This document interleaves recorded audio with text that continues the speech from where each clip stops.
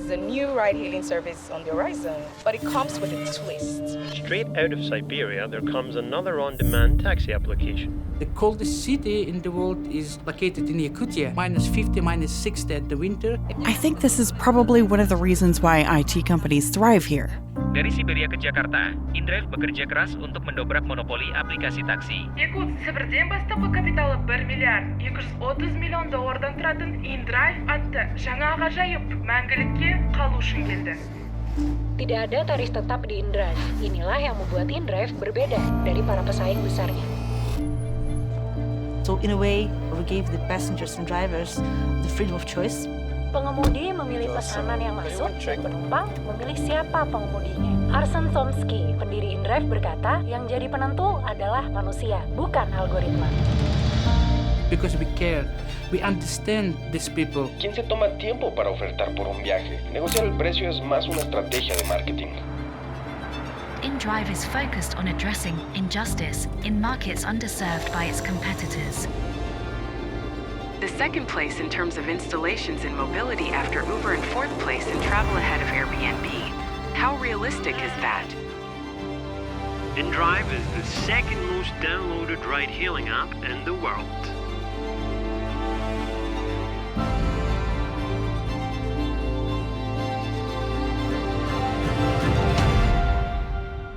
The main strategic goal for us is to positively impact lives at least of 1 billion people by 2030.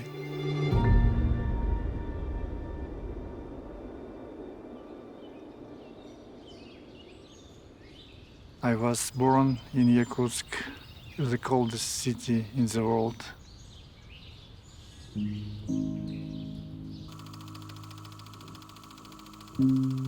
Despite the fact it has very harsh climate, my childhood impressions are full of sunny days or absolutely white winter days. I was born in a family of scientists.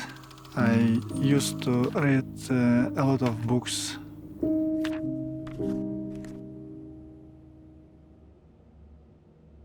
One day, all my classmates, they organized the funeral of me when I was outside of the school. It was very well organized that ceremony, and they didn't talk with me, and they didn't notice my existence for 2 weeks. It was okay for me because when they didn't speak with me, I didn't stutter. All people who stutter, they begin to stutter about 4 years old. The same for me. And since that time, I stutter all my life. But I am grateful for those challenges because they shaped me as a person, as an individual.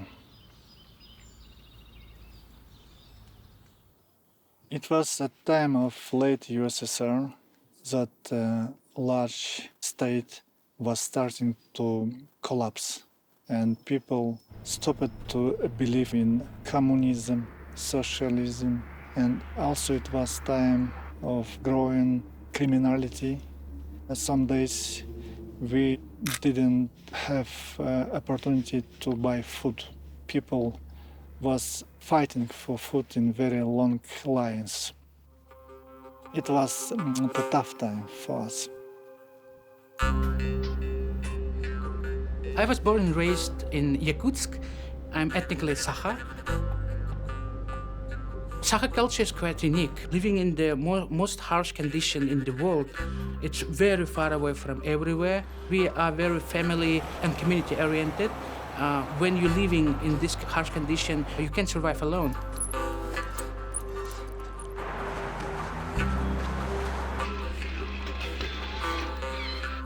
When I was 7 or 8 years old, my parents, they made me a birthday gift. It was very simple toy car, but that toy car could be programmed. How to explain it? You could set up sequences of steps of actions, for example, go forward and then turn 45 degrees, shot 5 times and go backward for half of meter and so on. And suddenly it ignited interest for me in programming. And I started to read about IT, about computers.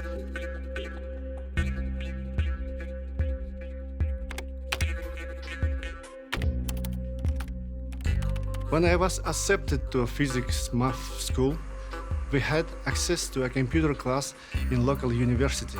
In the late 2000s, my main passion was the idea of creating a strong local IT industry. I knew Arsene as the owner of YKT.ru. YKT.ru for Yakutsk is like Google. I'm sure that the first thing every person working in any office opened on a computer was YKT.ru. YKT.ru was main independent media in Yakutia, and a long time it has been fighting with negative things like, for example, corruption. We helped a lot of people. I think we made a huge contribution to the development of local society, and we prepared a lot of tech specialists, tech professionals.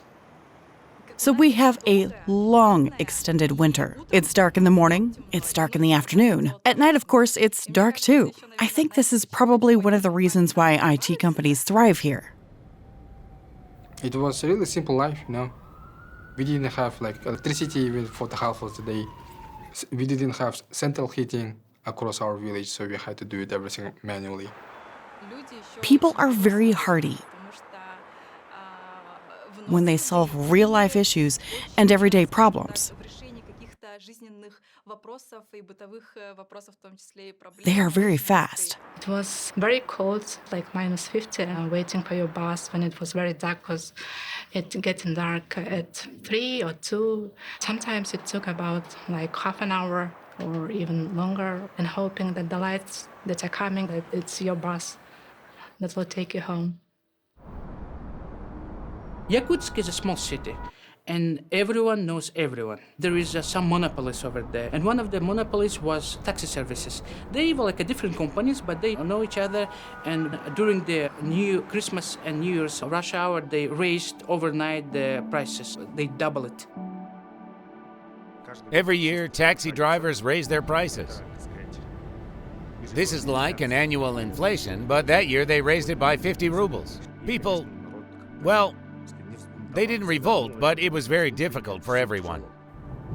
All that story started in the day when taxi companies in Yakutsk decided to raise their fares in the same days, and it was cartel agreement, and it was injustice. I just created a group for my friends so that they could save money on taxi rides and drive each other around for cheap and so on. Well, then it kind of got out of hand. I invited 50 friends to start. Then my friends invited their friends.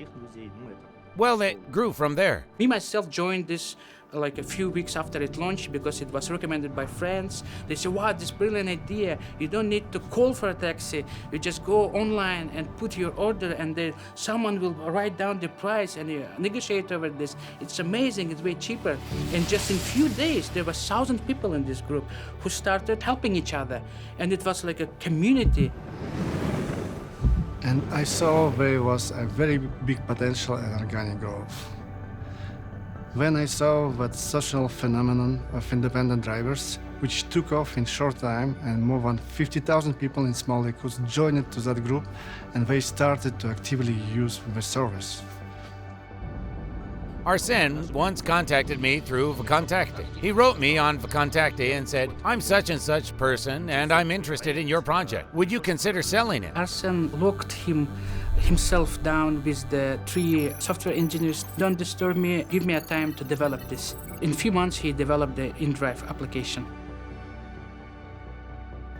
Our uniqueness is that we are basically a community, like a social network, to connect people who need something to be done and the people who are like exchanging their time for the things that need to be done. And it can be everything.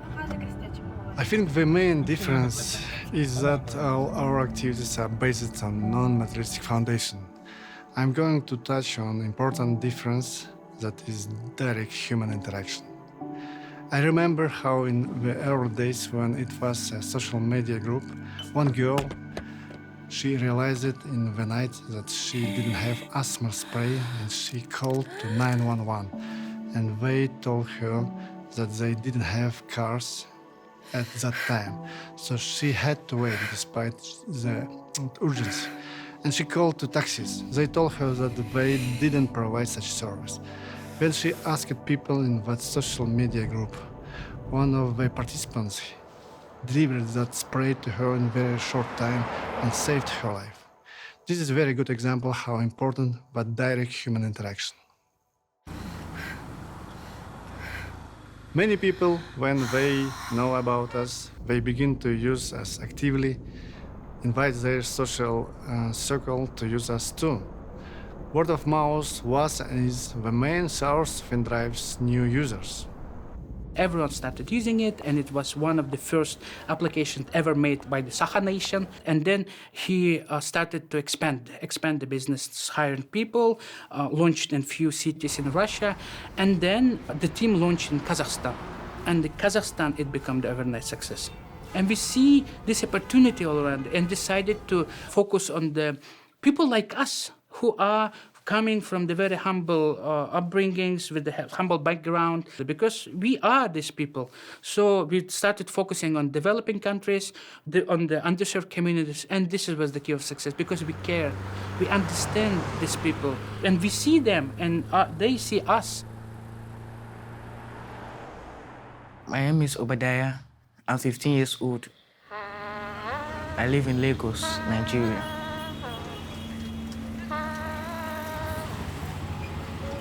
Lagos is a place where people can be happy, but some places are damaged.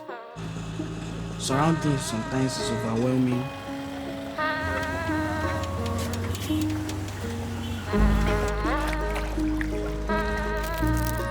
Bad guys usually cause chaos. For me, it's scary. I don't like fighting nor any trouble making.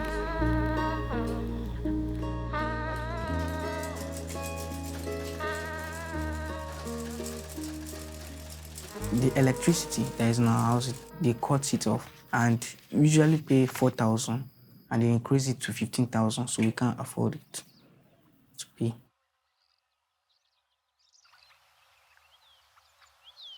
I feel like I'm just in a world that there's nothing that can walk or move.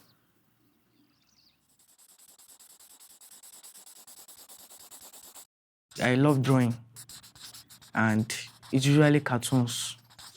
I just needed to draw a superhero that there's someone that can help in this type of troubles that's happening in the world.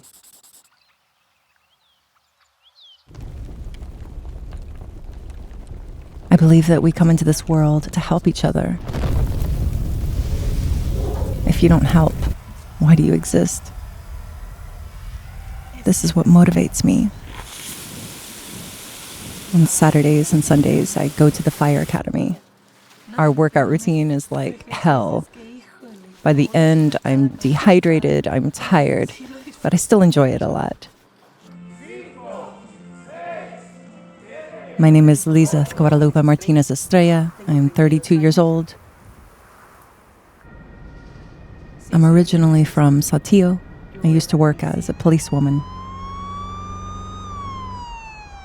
I used to get in my patrol car and think, we are going to help someone today. And this is what I like the most because I had the opportunity to genuinely help in this way. It's really hard to be a mom and a policewoman because of the shifts. My little boy, the youngest, started having problems. The doctor said it was a purely psychological problem. Clearly, as I was going through a divorce, I felt some guilt because the problem was because of me and his dad. It was like I was causing him harm, and that hurts. Yes, it does.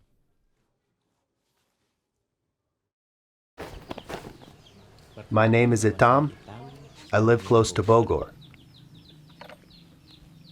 In junior high, there were often hair inspections, and my friends got scolded. I told them to cut their hair with me. When I cut someone's gray hair, sometimes it makes me sad. It reminds me of my dad. My father passed away when I was in junior high. When I was learning to cut hair, my dad used to be my experiment. He had a lot of gray hair.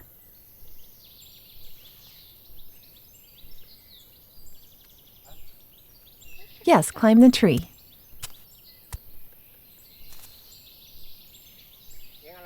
Just take the limus fruit, okay? Yes. That's far enough.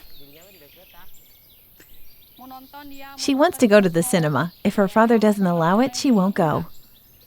Do you guys go to the cinema often? But she's never been to a cinema before, but she wants to. But her father doesn't allow it. So you guys never watch movies together? No, never. Back then, I had a full-time job. When the COVID pandemic hit, I was laid off. My daughter was sick at the time. When she got sick, I was freaking out about how I would get the money for her treatments. My only option was to borrow money from my brother and take my daughter to the clinic.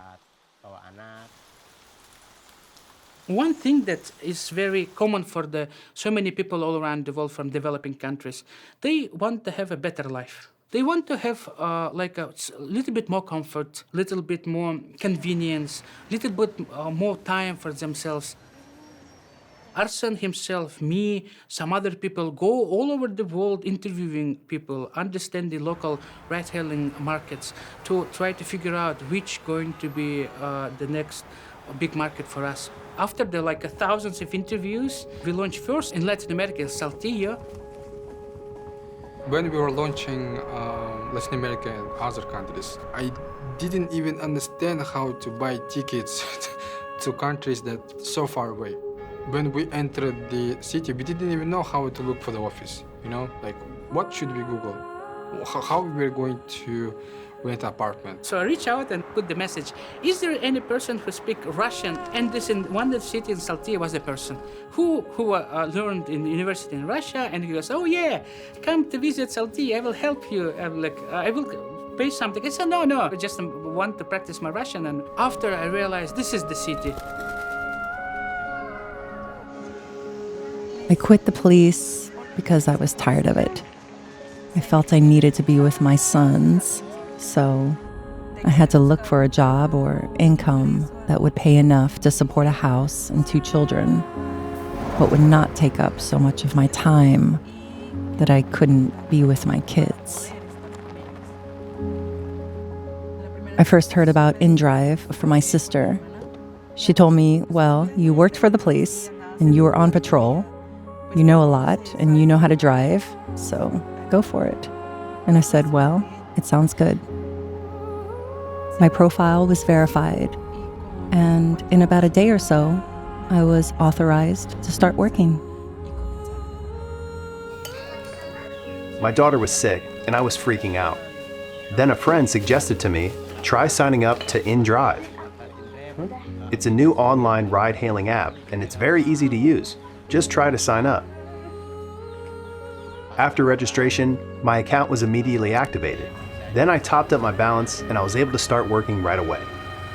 Model is basically that it's a fair price that a passenger and the driver can agree on. I think it's a very powerful concept because across the world, people get used to having less and less control over the pricing of the ride hail, of the taxis. So basically, we gave the passengers and drivers the freedom of choice. Passenger can choose whatever driver he or she wants, whatever car he or she wants. If he or she wants to pay less but wait a little bit more, he can really kind of choose that.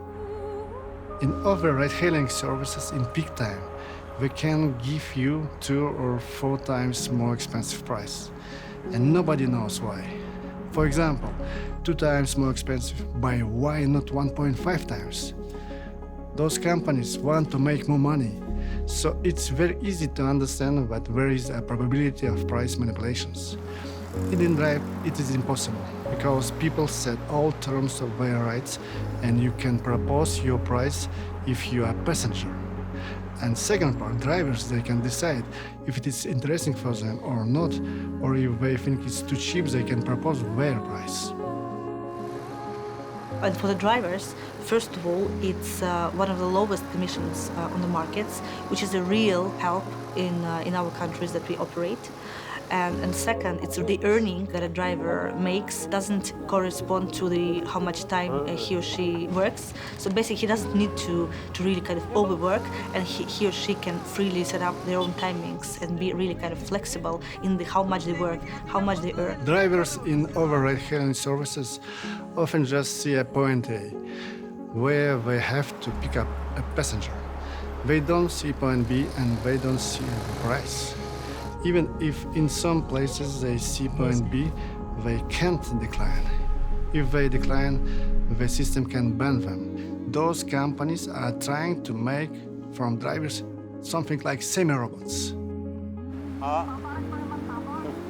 We provide fairness and freedom of choice. We make them small entrepreneurs.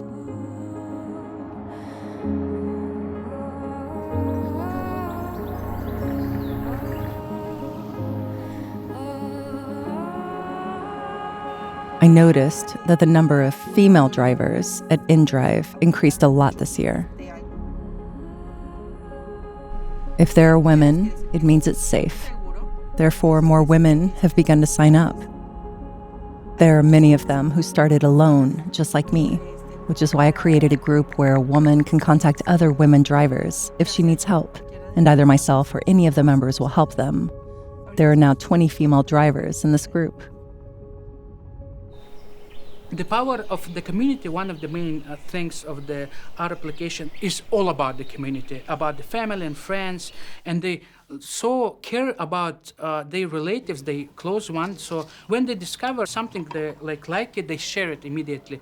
So it's like in some cities it was like an overnight success because wow, this work, I like it, and started sharing it with their family. They become our agents. We saw that the passengers are very happy, drivers are very happy. Our numbers were growing on a weekly basis. So after a few weeks, we saw success, right? And we celebrated, but it was very short because we had to move to other countries and other cities. After 1 year, we had whole Latin America.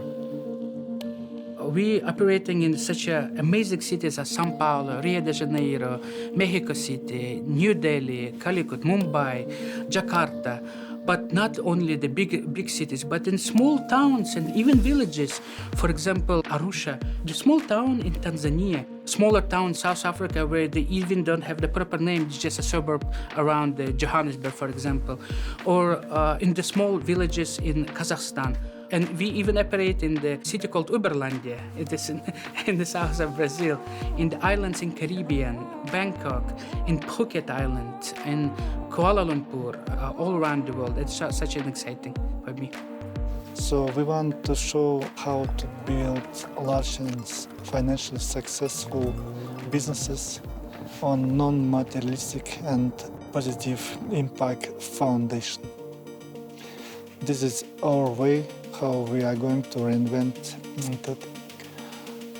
capitalism. We are a discounter. We charge smaller commission to our drivers than other companies. That limits in some way our financial resources. But on the other hand, our business model is like a magnet. We've focused on developing markets, and mobility is incredible. Imagine if you couldn't move from where you are to see your parents, your family, your friends. Imagine if you were having challenges getting to work, or if there was a place where, if you could get to, you could earn some more money. So by bringing these mobility options to all of these developing markets, that's the first stage in challenging injustice. What makes the company revolutionary is Arsen's vision and commitment to this reinventing capitalism. whatever meeting we're in, whatever discussion we're in, he's having newer, bigger, better ideas.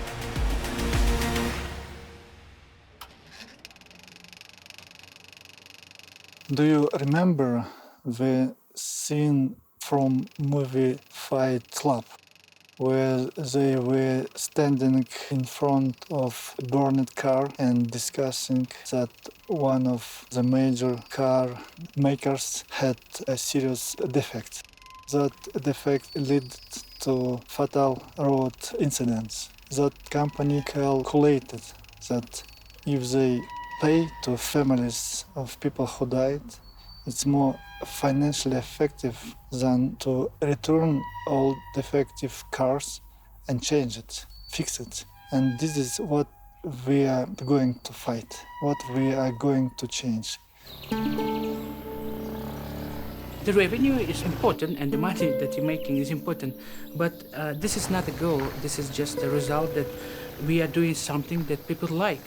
Our goal as a company is to make the world a better place.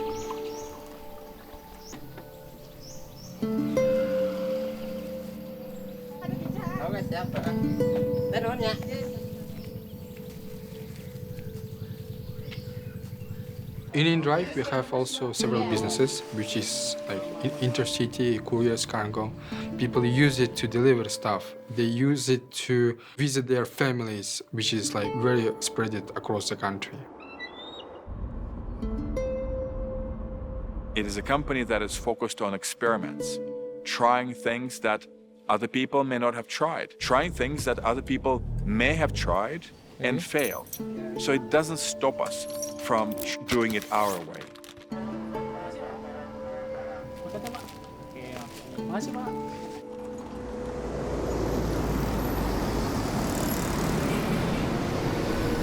When you are building the company on some non-materialistic idea, you can think that this approach could be problematic in terms of relationship with potential investors.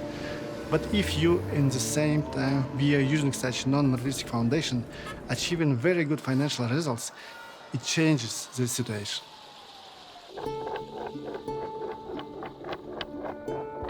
We was in the Silicon Valley, the San Francisco, and go for a meeting with the investors. It was very important for us. We was like prepping with Arsen. This is like a beautiful mansion, and this legends of the venture investment world from the Silicon Valley. They're sitting there, and just Arsen casually walks in, takes the best spot in the room, and everyone's like, okay. And he started like talking with them, like with this power and the belief in this, and everyone was captivated in the room. And then take the toy that he was saying that it's called Nevalyashka, the symbol of our resilience. Told about our resilience, how our business is very effective and so on. Then he put it on the table, and everyone was like, what is that? Why there's some random Saha guy in the room pulling some toys during the investment from the hundreds of millions of dollars? And after this meeting ends, one of our investors, the person, she asked, can I keep the toy? Because she was so impressed. And after they just say it, okay, we are in. You can find very good investors who are interested in both growing their funds as investors and also in positive change in the world. I believe that new generations, including investors, they are much more conscious people. They are much more interested in social equality, in saving environment, in social justice. Something beautiful was happening there because it was a glimpse of future. It's like sometimes happens with Arsen, when you talk with him and we're very passionate about this is like a rift through the space and time, and you're living there with him.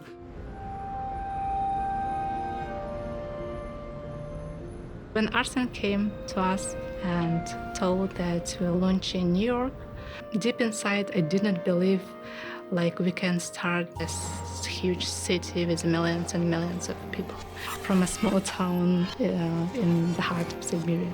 Everything is possible.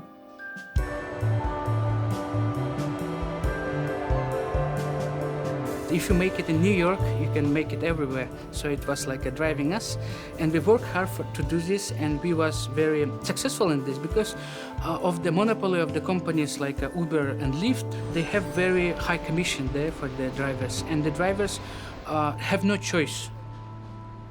I remember the first day when I arrived to New York, driving from JFK to Manhattan. I did not believe that I was actually there.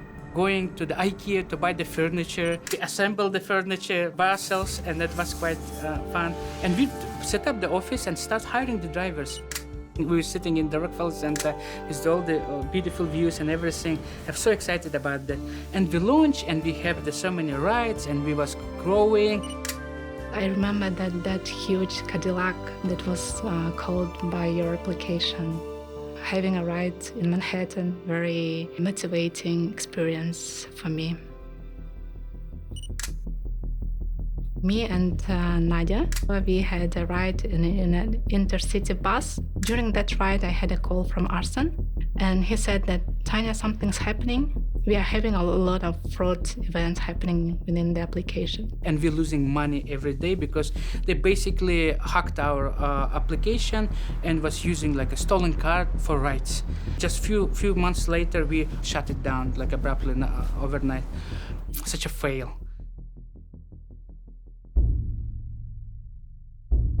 But it was very important lesson for us. So we stepped back and worked hard to have better processes, better product, better expertise to launch in developed countries. The launch in New York gave us a lot of experience, even though we didn't establish a foothold there. In general, that is something that is very interesting about the company. Arsen says that you should draw conclusions from mistakes and avoid making them in the future.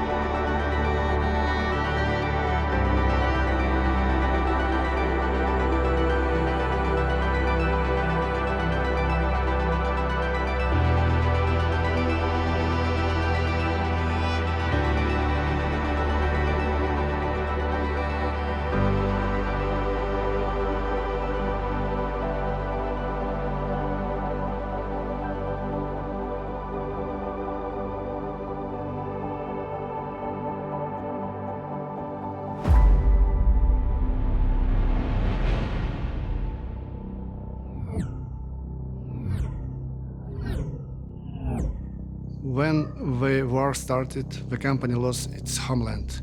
Of course, it was a big shock for us, very big pain. For a couple of hours, I was stunned and can't think because it was too big to comprehend. And then, as an operational officer, I need to act. We need to save our employees from the situation happening, starting with our employees in Ukraine. We had to relocate about 1,000 people from Russia to other countries. All of them had families, had social ties, had plans, and so on. And in a very short time, they lost it. It was very, very hard for people. When the military operation was announced, my first thought was that my children no longer have a future. Because when you don't have a choice, you don't have a future. There should always be a choice. Good, bad, various choices, but you must have the right to choose as a free person. InDrive organized the relocation of its employees and their families. They transferred such a large number of people in such a short time. They organized everything and helped them. We're still receiving support for rent, for our children's school. This made the whole relocation process much easier. But this still remains my clear decision about where I want to be now and where I don't want to be. I know that for sure, and I do all that I can so that my children have a choice eventually. Have never faced hatred here because I'm from Yakutia. When my husband showed me the apartment in a video call, we talked in Yakutian. The landlady said, "How cool. It sounds really interesting. It sounds similar to our language." The first place that Arsen went to was actually about people and the impact on people, which is the reason why he was so much wanting and supporting relocations. It's people that make the business. The application is written by people. The work that's done in the countries is done by people. The strategies are put together by people. We reimagined the company's vision and mission. We began many of new businesses and non-profit initiatives. This new super mission of challenging injustice creates very, very strong foundation for the company for many years ahead. It's very important to feel united behind the big vision, which is meaningful for everyone. It's very important also to act on it, right? And this is something that we are responsible in marketing to make sure it becomes real life. We called it Envision. This is the important part of the company. We are running 10 of non-profit initiatives, and they are becoming bigger and bigger and more global.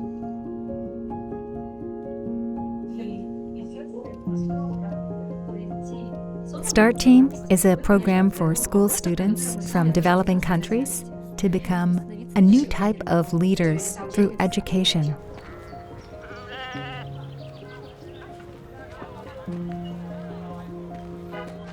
So I was studying civic in the class while Mr. Victor came to our school. An organization called Begin It and InDrive came to teach some students how to code games. They might pick 15 people. We launched Begin IT, a non-profit initiative in 2013, and the main idea was that we teach kids in remote rural schools and orphanages with basics of IT, to motivate them to choose building careers in tech field. I decided to do it because I remember how I got that first impulse to go to IT when I received that toy car from my parents. I know that sometimes just a small push is enough to change all your life.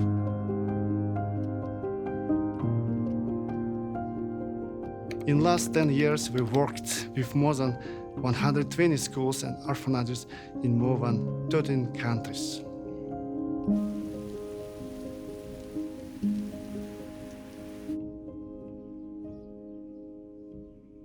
Coding is usually fun for me.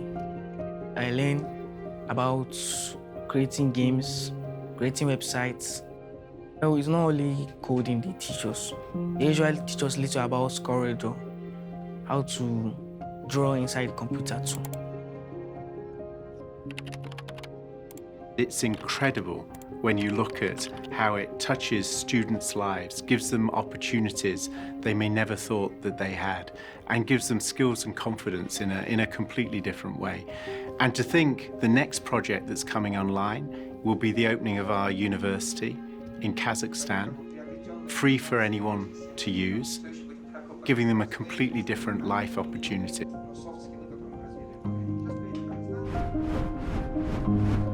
We are going to a new stage of Begin IT. Now we are going to call it Begin It, and we will look for kids who have their leadership potential and who is naturally aiming to give, not just take. Frankly, I adore them, as I call them, my children from START Team. They are amazing, and when you talk to them, you can feel this burst of energy, this feeling you get when you are only 16 to 17 years old, when your life is ahead of you and the world is at your feet. This is what I feel, this pleasant energy. Imagine 1, 2, 3 of them. Imagine we help them to be a leader in their country, a leader in their region, a leader in their world. This again changes the lives of tens to hundreds of millions of people. So if we find a good way to do it, we can prepare a lot of such influential leaders. I believe in education. It's about helping build communities that can help themselves, that can grow, to support startups, to support scale-ups in places in the world where these things never were before. And we know what it takes to do that, and we can help catalyze it set it up, set a little spark that turns into a flame, that turns into a fire of opportunity in those local areas. We don't call it charity or social activity. This is one form of fulfillment of InDrive's mission.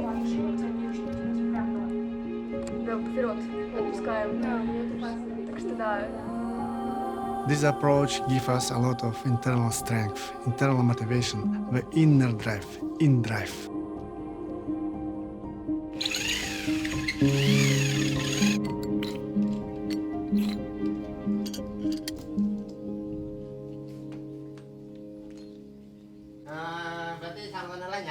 The majority of people who come to my barbershop are students.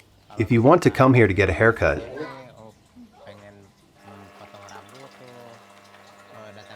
just come if I'm at home.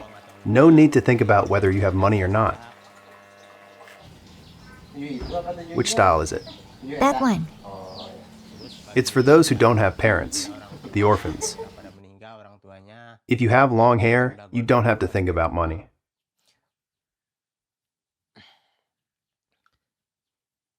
Just come. I'll give you a haircut.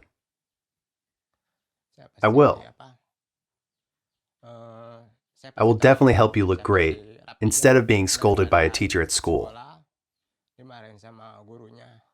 If you don't have parents, especially those who have lost a father, I have also experienced this hardship, and I know how it feels when you lose a father.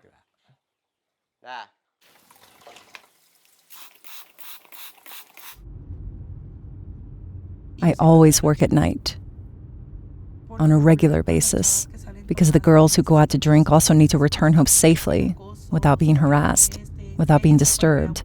Even if they are drunk, they need to know that they will return home safe, and this is a very important reason for me to work at night. I've started a project, and drivers from the group have joined in. If you've been harassed, or abused, or don't have any money, we will drive you home at no charge. And I want to help. I want to help them.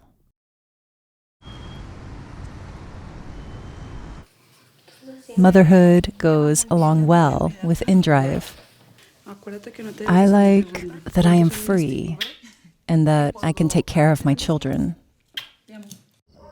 And if I need money, I go out to work, get the money, and come back home. But I believe even if I get another job, I'll continue to work with InDrive, and I'm going to make it. Many people have bring out new things with technology. So me too, I want to bring out more new things so that people can use and make their things easier. My biggest dream is to become crime detector. I want to help fight cybercrime. I just feel like to make everywhere peaceful around me. I want to help people that are oppressed all over the world. Usually the cinema begins at 4 p.m. Then you pick her up first and drop her off. Won't it be late? No, it's okay. Usually people go to the movies in the afternoon. We can go in the evening, right? Yes, after evening prayer is okay. There's one around 6:30 p.m.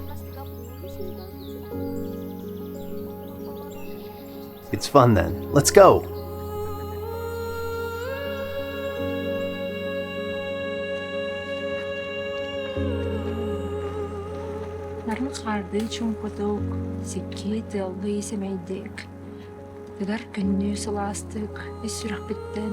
Истемнек албутуровым. Ал оппутун. Ядойду бутун. Аяттар быт. Арабачылы турдунар. Жаллах булам. We fed the fire. Now we have to feed the land. Сейчас надо покормить землю. We usually give 3 oladushki pancakes to the land. And that's it. We did all of our rituals. I'm absolutely sure that we we live in the world that can't be explained just with scientific laws. And I met a few cases in my life where I saw it. When I was 6, it was sunny. I don't remember how I got to that place without anybody with me. That meadow was dotted with bushes and trees, and something small started to fall on me, touched my head. It burst in form of fine dust, and I heard a choir of voices which was using very strange way of singing. Many years later, I realized it was throat singing, and I was scared.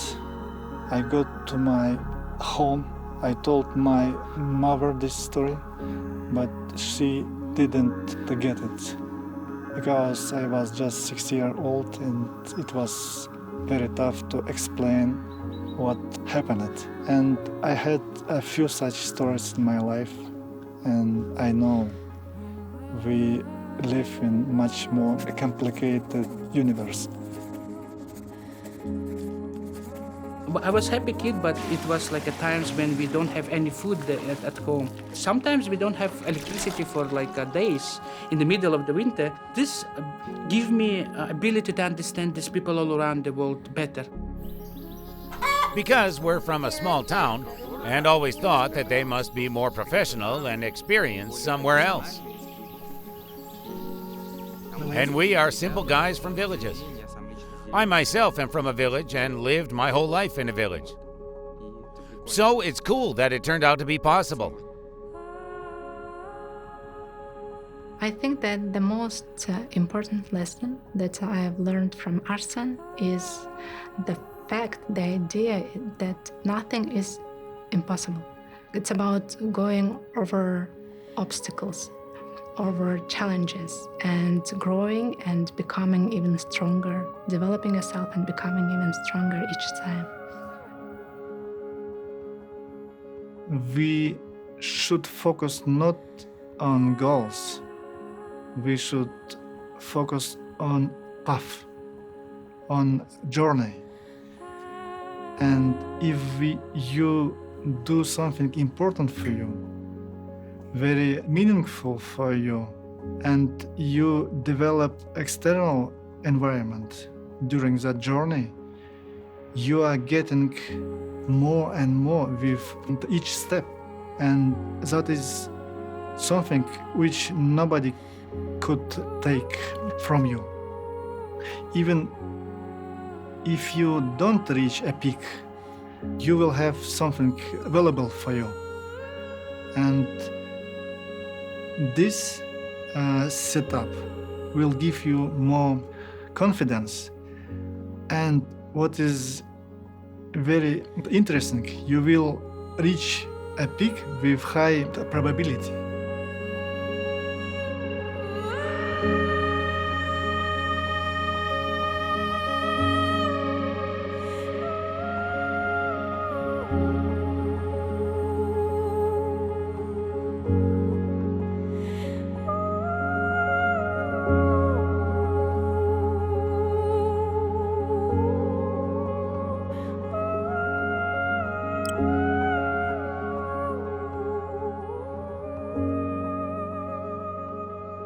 All InDrive's success is built on the amazing team, very great motivation and talents. I'd like to thank all the team for their belief in our mission, commitment, and being with me all these years.